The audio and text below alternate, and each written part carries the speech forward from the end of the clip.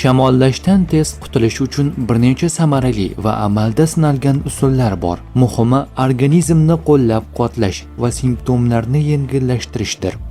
Issiq ichimliklar iching. Limon choy, asal qo'shilgan iliq suv, zanjabil damlamasi bu tomoqni yumshatadi va viruslarga qarshi yordam beradi.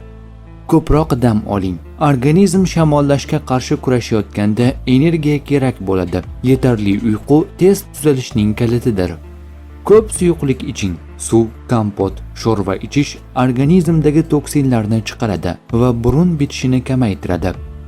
Bug' bilan nafas olish, ingalyatsiya. Issiq suvga romashka yoki tuz qo'shib, bug'ini 5-10 daqiqa nafas oling. Burun ochiladi.